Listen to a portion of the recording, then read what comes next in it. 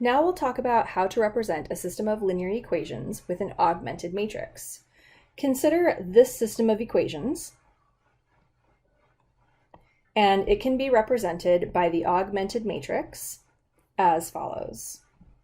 1, -2, -7, -1, -1, 3, 6, 0. So all we did is we took the numbers, the coefficients and the constants out of the system of equations and put them in a rectangular array of numbers, which is what a matrix is defined as.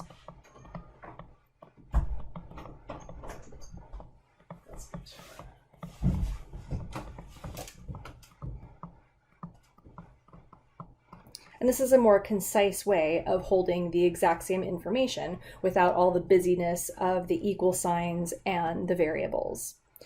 Two other matrices that can be associated with the system of linear equations are the coefficient matrix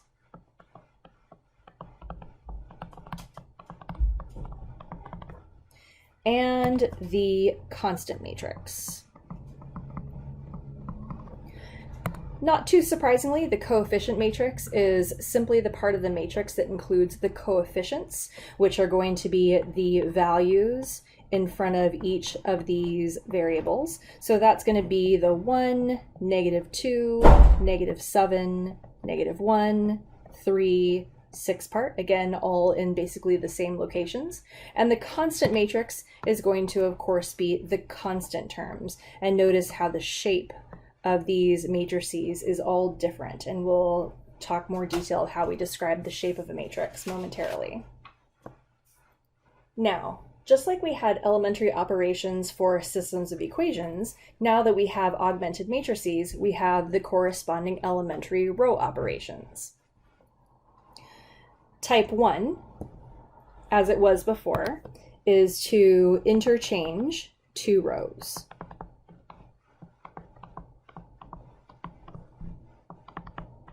Whereas before, it was to interchange two equations. The notation that we used for that, so in this example, we're being asked to interchange rows 1 and 3.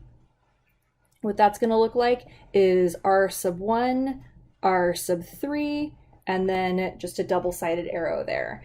And all we need to do is make row 1, row 3. So 2, -1, 0, 5, -3.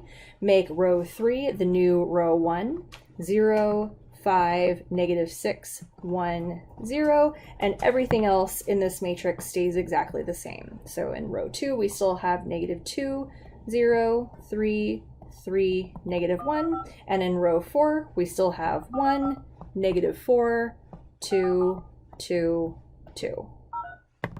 The type 2 elementary row operation is to multiply a row by a non-zero number.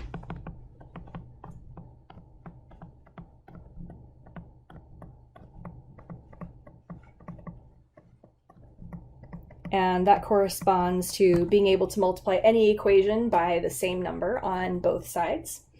In this example, we're being asked to multiply row 4 by 2. So we're going to say 2 times row 4 is the new row 4. Everything else is going to stay exactly the same. So we're going to look at row 4, and each one of those entries is going to be multiplied by 2. Make sure you multiply every single one of them by 2. So 1 times 2 is 2, -4 times 2, -8, 2 times 2, 4, 4, and 4, and everything else in the matrix stays exactly the same. So row 1 is still 2, -1, 0, 5, -3, and so on.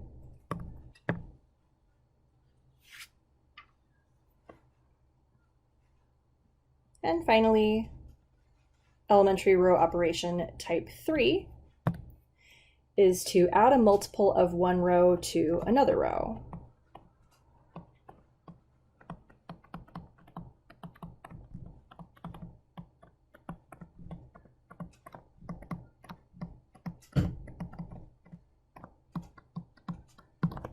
And in this example, we're being asked to add 2 times row 4 to row 2. So the way that we're going to notate that is 2R4 plus R2, and that's always going to be the new row 2 for this specific row operation. Now, there are other types of operations that we can do to systems of equations and that carry over into row operations, but this specifically is the type 3 elementary row operation. So types 1, 2, and 3 are very specific, even though there are other legal things that we can do. These are the ones that we're going to stick with because they have other ramifications later on. Now, row 2 is the only row that's being changed here. So for this, I'm going to go ahead and copy down rows 1, 3, and 4, so I'm not tempted to change anything. Now, in order to do this operation, we are temporarily going to multiply the entries of row 4 by 2, which we already know what those results are. And these numbers, before we do anything else, is we're going to add them to the corresponding number above, and we're going to put it in the entry that it corresponds with as well. So the 2 plus the negative 2 is 0, and the negative 8 plus 0 is negative 8. This 4 plus the 3 above gives us this number, which is 7. And I ran out of highlights, so let's do the other ones. 4 plus 3 is 7 again, and 4 plus negative 1 is 3. So that's the completion of that particular row operation.